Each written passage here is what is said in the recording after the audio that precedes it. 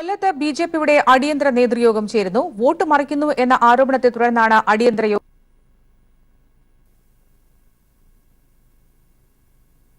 രാജ്കുമാർ ചേരുന്നു. രാജ്കുമാർ, ഇപ്പോഴും യോഗം തുടരുകയാണോ? ആരൊക്കെ പങ്കെടുക്കുന്നു? എന്തൊക്കെയാണ് മറ്റ് വിശദാംശങ്ങൾ? നമ്മൾ ഉൾപ്പെടെയുള്ള മാധ്യമങ്ങൾ ഇവിടെ എത്തിയതോടെ ഇവരുടെ ബിജെപിയുടെ കേന്ദ്രം ഇലക്ഷൻ കമ്മിറ്റി ഓഫീസിനുള്ളിലാണ് ഇവരിപ്പോഴുള്ളത്. അല്പസമയത്തിനകം ഇതിന്റെ യോഗം ചേരാനിരിക്കുന്നതേ ഉള്ളൂ. ഇതുവരെ ആരംഭിച്ചിട്ടില്ല. മാധ്യമങ്ങൾ എത്തിയതോടെ ഇവരിപ്പോൾ കൂടുതൽ ആശങ്കയിലായിരിക്കുകയാണ്. അതായത് കൊല്ലത്ത് ഒരു ബിജെപി ദുർബലനായ സ്ഥാനാർത്ഥി ഇറക്കി UDFനെ സഹായിക്കുന്നെന്ന ആക്ഷേപമായിരുന്നു LDFന്. ആ ആക്ഷേപം ശരിവെക്കുന്ന രീതിയിലാണ് ബിജെപി കൊല്ലം ജില്ലാ നേതൃത്വം പ്രവർത്തിക്കുന്നതെന്നാണ് പാർട്ടിക്കുള്ളിൽ നിന്ന് തന്നെയുള്ള ആരോപണം. യുവമോർച്ച മുൻ സംസ്ഥാന വൈസ് പ്രസിഡന്റ് S പ്രശാന്ത്, ജില്ലാ ലീഗൽ സെൽ ഭാരവാഹി കൈലാസ്നാഥ് എന്നിവരുടെ നേതൃത്വത്തിലാണ് പരസ്യ പ്രതിഷേധമുണ്ടായത്. മേക്ക് എ വിഷൻ എന്ന സന്നദ്ധ സംഘടനയും ഇവർ ഇതിനുവേണ്ടി രൂപീകരിച്ചിട്ടുണ്ട്. കഴിഞ്ഞ ലോക്സഭാ തെരഞ്ഞെടുപ്പിൽ കൊല്ലത്ത് NDA സ്ഥാനാർത്ഥി TN വേലായുധന് ലഭിച്ച 58,671 വോട്ടാണ്. NK പ്രേമചന്ദ്രന്റെ ഭൂരിപക്ഷം 37,649 വോട്ടും. നിയമസഭാ തെരഞ്ഞെടുപ്പിൽ BJP വോട്ട് വിഹിതം 1,30,000 ഉയർത്തുകയും ചെയ്തു. ഇതിൽ ചാത്തന്നൂർ കോൺഗ്രസിനെ പിന്തള്ളി BJP രണ്ടാമതെത്തുകയും ചെയ്തു. എന്നാൽ ഇത്തവണ ജില്ലാ നേതൃത്വം തെരഞ്ഞെടുപ്പ് പ്രവർത്തനങ്ങൾ ദുർബലമാക്കിയിരിക്കുകയാണെന്നും ഇത് പ്രേമചന്ദ്രന് വേണ്ടിയാണ് മാത്രമല്ല വോട്ട് മറിക്കാനാണെന്നുമാണ് ആരോപണം. ഇത് ജില്ലാ നേതൃത്വത്തിന്റെ അറിവോടെയാണ് ഈ രഹസ്യ നീക്കം നടക്കുന്നതെന്നും ഈ ആരോപിക്കുന്നവർ പറയുന്നുണ്ട്. ഇത് തടയാൻ ജില്ലയിലെ എല്ലാ നിയമസഭാ മണ്ഡലങ്ങളിലും സന്നദ്ധ സംഘടനയുടെ പേരിൽ കമ്മിറ്റികൾ ഉണ്ടാക്കുമെന്നാണ് ഇപ്പോൾ മേക്ക് എ വിഷനിലെ ഭാരവാഹികൾ വ്യക്തമാക്കിയിരിക്കുന്നത്. എന്നാൽ അതൃപ്തിയുള്ളവർക്ക് പാർട്ടിക്കുള്ളിൽ പരാതി ഉന്നയിക്കാമായിരുന്നു. അതിനു പകരം പരസ്യ പ്രസ്താവന നടത്തുന്നതിനോട് തനിക്ക് യോജിപ്പില്ല എന്നാണ് ഇപ്പോൾ ജില്ലാ പ്രസിഡന്റ് ഗോപിനാഥ് ആദ്യം ടെലഫോണിൽ പറഞ്ഞത്. ഇപ്പോൾ നേരിട്ട് കണ്ടപ്പോൾ അദ്ദേഹം പുറംതിരിഞ്ഞു നിൽക്കുകയായിരുന്നു. മാധ്യമങ്ങളോട് സംസാരിക്കാൻ തനിക്ക് താല്പര്യമില്ല, വ്യാജവാർത്ത നിങ്ങൾ തന്നെ സ്വയം സൃഷ്ടിക്കുകയാണ് ചെയ്യുന്നത്, തനിക്ക് പങ്കു പറയാനോ അല്ലെങ്കിൽ അതിനെക്കുറിച്ച് വിശദീകരിക്കേണ്ട ബാധ്യത തനിക്കില്ല എന്ന് അല്പസമയം മുമ്പ് മാധ്യമപ്രവർത്തകർ ഞങ്ങൾ ഉള്ളിൽ ഗോപിനാഥിനെ കണ്ട്, ജില്ലാ പ്രസിഡന്റ് ഗോപിനാഥിനെ കണ്ടപ്പോൾ അദ്ദേഹത്തിന്റെ പ്രതികരണം. ശരി രാജ്കുമാർ. BJP ദേശീയ ആസ്ഥാനത്ത് വാർത്താ സമ്മേളനത്തിനിടെ ചെരുപ്പേറ്. വാർത്താ സമ്മേളനം നടത്തുകയായിരുന്ന വക്താവ് GVL നരസിംഹറാവുവിന് നേരെയാണ് ചെരുപ്പെറിഞ്ഞത്. അഴിമതി വിരുദ്ധ പ്രവർത്തകൻ എന്ന് അവകാശപ്പെടുന്ന കാൺപൂർ സ്വദേശി ശക്തി ഭാർഗവാണ് ചെരുപ്പെറിഞ്ഞത്. ഇയാളെ BJP പ്രവർത്തകർ പിടികൂടി വാർത്താ സമ്മേളന ഹാളിൽ നിന്നും മാറ്റി. എന്തിനാണ് ചെരുപ്പെറിഞ്ഞത് എന്ന് വ്യക്തമല്ല.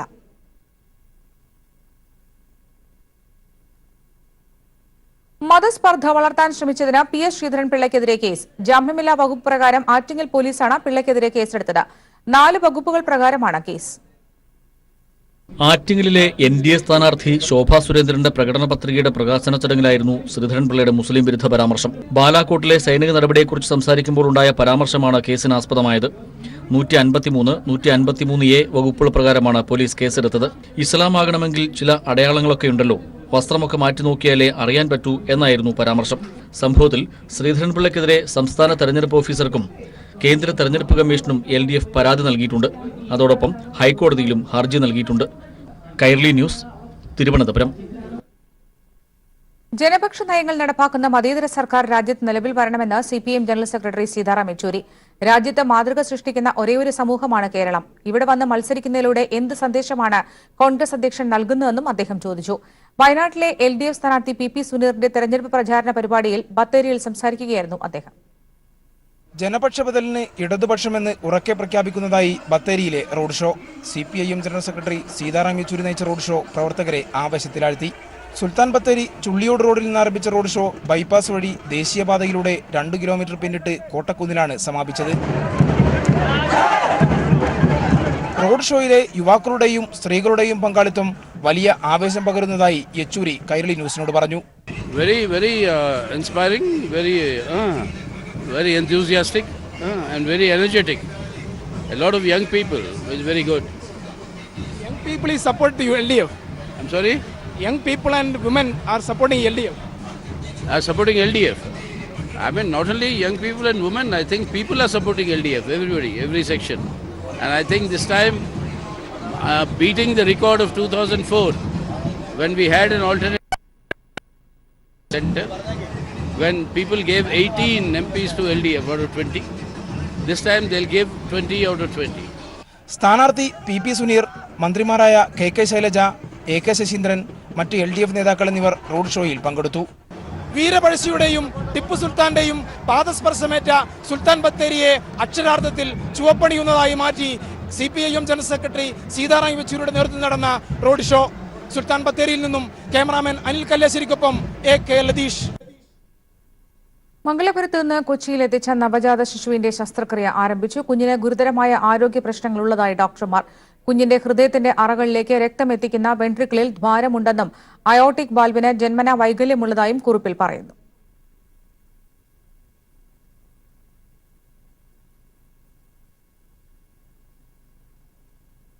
മൂന്ന് ദിവസം പ്രായമായ കുഞ്ഞിനു വേണ്ടി വഴിയൊരുക്കി കാത്തിരുന്ന് കേരളം. ഹൃദയ സംബന്ധമായ അസുഖത്തെ തുടർന്ന് ശസ്ത്രക്രിയയ്ക്കായി പെരിന്തൽമണ്ണയിൽ നിന്നാണ് റോഡ് മാർഗം കുട്ടിയെ തിരുവനന്തപുരം ശ്രീചിത്ര ആശുപത്രിയിൽ എത്തിച്ചത്. കുട്ടിയുടെ ആരോഗ്യനില മോശമായതിനാൽ ഒരാഴ്ച കഴിഞ്ഞ് സർജറിയെക്കുറിച്ച് തീരുമാനിക്കാൻ കഴിയൂ എന്നാണ് ഡോക്ടർമാരുടെ ഇപ്പോഴത്തെ നിഗമനം. ഹൃദയത്തിന്റെ ഇടതുഭാഗത്ത് വളർച്ചക്കുറവുള്ളതിനാലാണ് മലപ്പുറം വേങ്ങൂരിലെ നജാദ് ഇർബാന ദമ്പതികളുടെ 3 ദിവസം പ്രായമായ ആൺകുഞ്ഞിനെ അടിയന്തര ചികിത്സയ്ക്കായി തിരുവനന്തപുരത്ത് എത്തിച്ചത്. പെരിന്തൽമണ്ണ അൽഷിഫ ആശുപത്രിയിൽ നിന്ന് ശ്രീചിത്ര വരെ 400 കിലോമീറ്റർ ദൂരം 5 മണിക്കൂർ കൊണ്ടാണ് ആംബുലൻസ് സുരക്ഷിതമായി കുഞ്ഞിനെ ലക്ഷ്യസ്ഥാനത്തെത്തിച്ചത്. സംസ്ഥാന സർക്കാരിന്റെ ഹൃദ്യം പദ്ധതിയിൽ ഉൾപ്പെടുത്തി തൃശൂർ കേന്ദ്രീകരിച്ച് പ്രവർത്തിക്കുന്ന ലൈഫ് എന്ന സംഘടനയാണ് കുട്ടിയെ തിരുവനന്തപുരത്ത് എത്തിച്ചത്. റോഡിൽ ബ്ലോക്ക് ഉണ്ടായിരുന്നെങ്കിലും പോലീസിന്റെ സഹകരണം, പ്രത്യേകിച്ച് AKDF കൂട്ടായ്മയുടെ സഹകരണം നല്ലപോലെയുള്ള കാരണം നമ്മൾ വണ്ടി മുന്നോട്ട് നീങ്ങി നമ്മളിപ്പോൾ ഈ കൊച്ചിനെ സുരക്ഷിതമായിട്ട് ഇവിടെ എത്തിക്കുകയായിരുന്നു. യാത്രാമധ്യയിൽ ഉണ്ടായിരുന്ന യാതൊരു കുഴപ്പങ്ങളും ഉണ്ടായിരുന്നില്ല. കയറുമ്പോൾ പേഷ്യൻ്റ് ഇത്തിരി സിക്കാണെങ്കിലും നമ്മൾ വണ്ടിയുടെ ഉള്ളിൽ വെച്ച് തന്നെ മെയിൻറ്റെയിൻ ചെയ്തു. ആംബുലൻസ് കടന്നു വന്നിടത്തെല്ലാം കേരള പോലീസും AKDF എന്ന സംഘടനയും വഴിയൊരുക്കി കാത്തിരുന്നു. ആശുപത്രിയിലെത്തിച്ച കുട്ടിക്ക് ഹൃദ്യം പദ്ധതിയിലൂടെ ഇനി ചികിത്സ ലഭിക്കും. ശ്രീചിത്ര ആശുപത്രിയിലെ pediatric cardiologist doctor Baiju S ധരന്റെ നേതൃത്വത്തിലാണ് ചികിത്സ. കുട്ടി ഇപ്പോൾ ക്രിട്ടിക്കൽ കെയർ യൂണിറ്റിലാണ്. സമാന രീതിയിൽ കഴിഞ്ഞ ദിവസം മംഗലാപുരത്ത് നിന്ന് 15 ദിവസം പ്രായമായ കുഞ്ഞിനെ എറണാകുളത്തെ സ്വകാര്യ ആശുപത്രിയിൽ എത്തിച്ചിരുന്നു. Rinu Sreedhar, news bureau, Thiruvananthapuram. Agusta Westland ഇടനിലക്കാരൻ ക്രിസ്റ്റ്യൻ മിഷേലിന്റെ ജാമ്യ ഹർജി വിധി പറയാൻ മാറ്റി. മിഷേലിന്റെ ഇടക്കാല ജാമ്യാപേക്ഷയെ എൻഫോഴ്സ്മെന്റ് ഡയറക്ടറേറ്റ് കോടതിയിൽ എതിർത്തു. ജാമ്യം അനുവദിച്ചാൽ തെളിവുകൾ നശിപ്പിക്കപ്പെടും. ഉന്നതർ ഉൾപ്പെട്ട കേസാണിതെന്നും ED കോടതിയിൽ വ്യക്തമാക്കി. ദില്ലി റോസ് അവന്യൂ കോടതിയിലാണ് മിഷേൽ ജാമ്യ ഹർജി നൽകിയത്. സംസ്ഥാനത്ത് ഇടിമിന്നലോടുകൂടിയ മഴയ്ക്കും കാറ്റിനും സാധ്യതയെന്ന് കാലാവസ്ഥാ നിരീക്ഷണ കേന്ദ്രം. 8 മണിവരെ ശക്തമായ ഇടിമിന്നലിനുള്ള സാധ്യതയുണ്ടെന്നാണ് മുന്നറിയിപ്പ്. മലപ്പുറം, വയനാട്, കോഴിക്കോട് ജില്ലകളിൽ ഉരുൾപൊട്ടലിനുള്ള സംസ്ഥാന ദുരന്ത നിവാരണ അതോറിറ്റി മുന്നറിയിപ്പ് നൽകിയിട്ടുണ്ട്.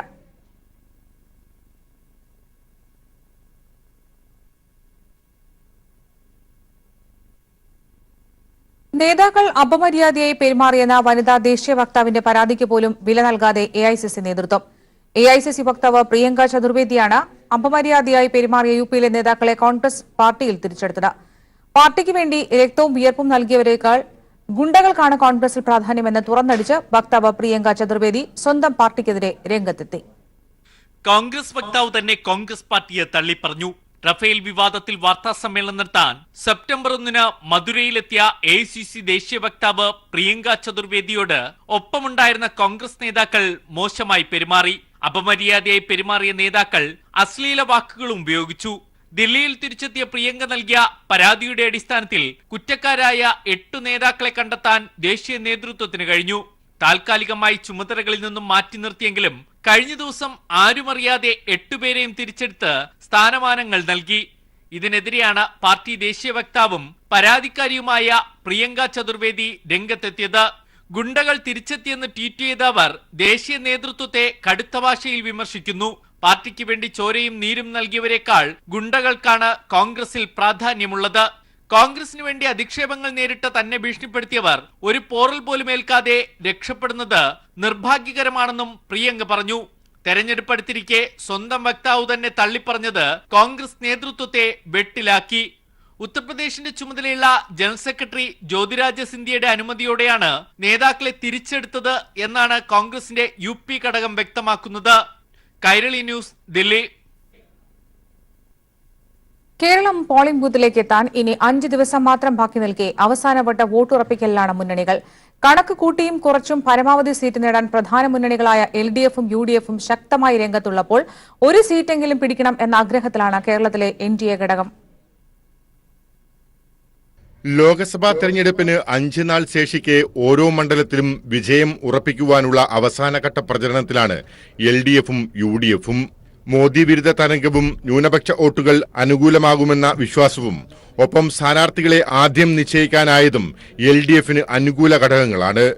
താഴെത്തട്ടിലുള്ള ചിട്ടയായ പ്രവർത്തനങ്ങളും സ്ഥാനാർത്ഥികൾ പലതവണ നേരിട്ട് വോട്ടർമാരെ കാണാനായതും വോട്ടായി മാറുമെന്ന വിശ്വാസത്തിലാണ് LDF കേന്ദ്രം. ഒപ്പം സംസ്ഥാന ഭരണ നേട്ടവും LDFിന് മുതൽക്കൂട്ടാണ്. വയനാട്ടിൽ രാഹുൽ ഗാന്ധിയുടെ സ്ഥാനാർത്ഥിത്വം നൽകുന്ന ഊർജമാണ് UDFിന്റെ കരുത്ത്.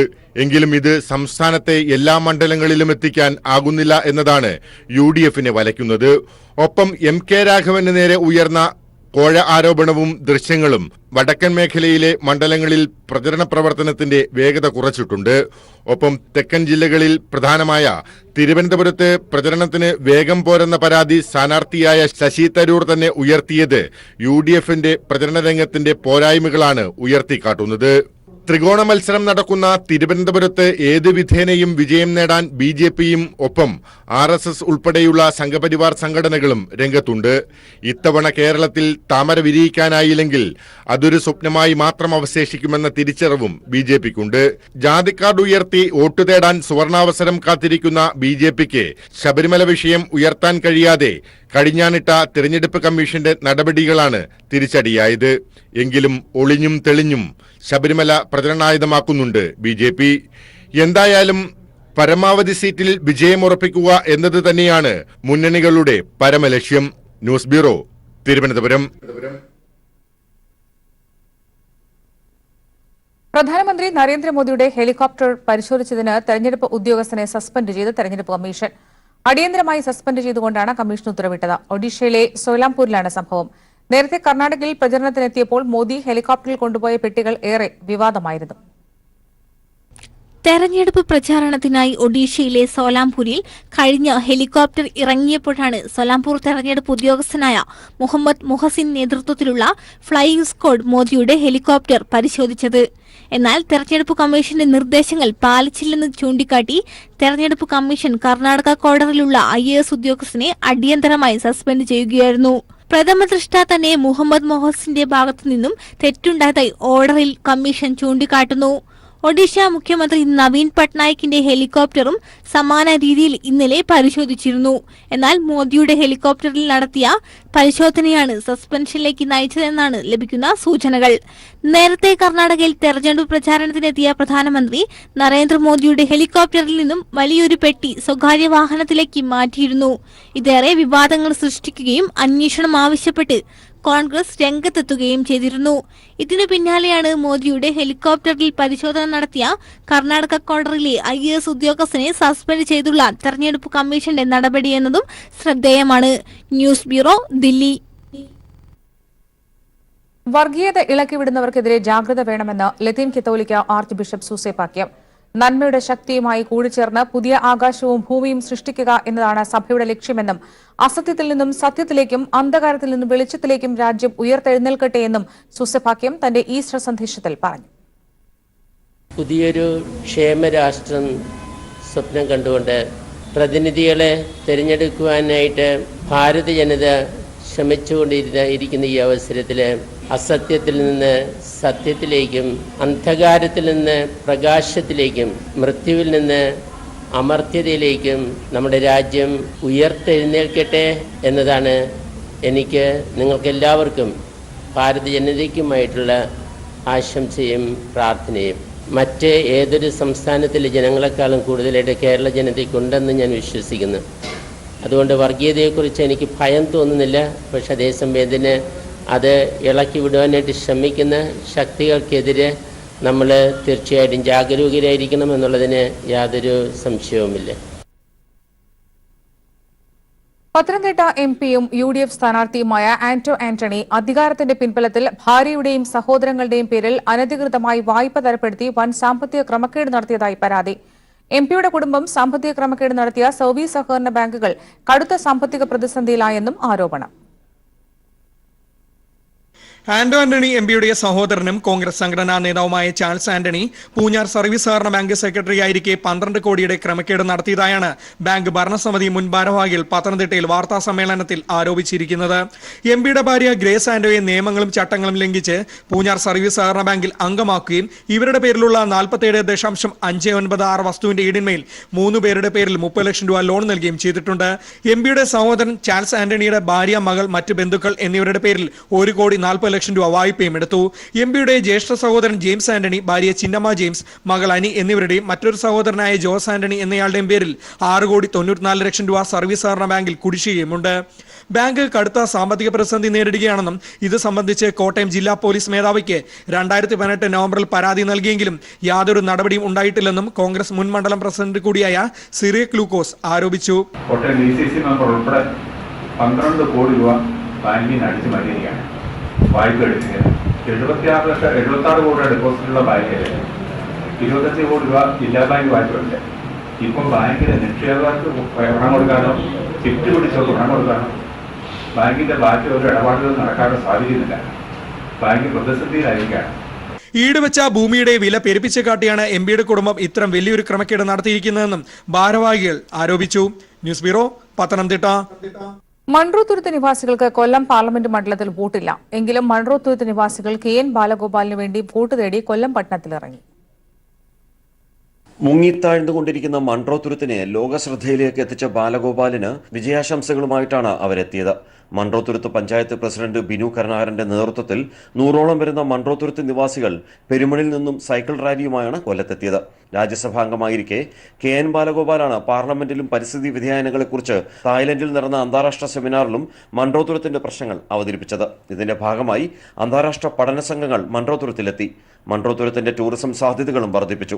KN ബാലഗോപാൽ മുൻകൈയെടുത്ത് ഒരു ഭവന മാതൃകയും മൺട്രോത്തുരുത്തിനായി ഒരുക്കി. KN ബാലഗോപാലിനെ തിരഞ്ഞെടുക്കുകയാണെങ്കിൽ അദ്ദേഹം ഇത്തരം പ്രശ്നങ്ങൾ ഏറ്റെടുത്തുകൊണ്ട് ഇന്ത്യയിൽ തന്നെ ഇത്തരം പ്രശ്നങ്ങൾ ഏറ്റെടുക്കുന്ന അപൂർവം രാഷ്ട്രീയക്കാരിൽ ഒരാളായ അദ്ദേഹത്തെ തിരഞ്ഞെടുത്താൽ കൊല്ലത്തിന്റെ നിരവധിയായ നീർന്ന പ്രശ്നങ്ങൾ പരിഹരിക്കാൻ അദ്ദേഹം മുന്നിട്ടുണ്ടാവുമെന്ന ഞങ്ങളുടെ ഉറപ്പ് നിങ്ങൾക്ക് പങ്കുവച്ചുകൊണ്ട് അദ്ദേഹത്തിന് വോട്ട് നൽകി ശ്രീ KN ബാലഗോപാലിനെ ചുറ്റിക അരിവാൾ നക്ഷത്ര അടയാളത്തിൽ വോട്ട് ചെയ്യണമേ എന്ന മൺട്രോത്തുരുത്തുകാരുടെ അഭ്യർത്ഥനയാണ് ഞങ്ങൾ നടത്തുന്നത്.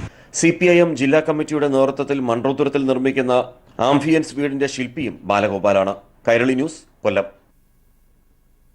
കേരളമാണ് ഏറ്റവും മികച്ച മാതൃകാ സംസ്ഥാനമെന്ന് അഭിമാനപൂർവ്വം പറയുന്ന രാഹുൽ ഗാന്ധി LDFന് വോട്ട് ചെയ്യണമെന്നാണ് പരോക്ഷമായി ആഹ്വാനം ചെയ്തിരിക്കുന്നതെന്ന് CPM general secretary Sitaram Yechury.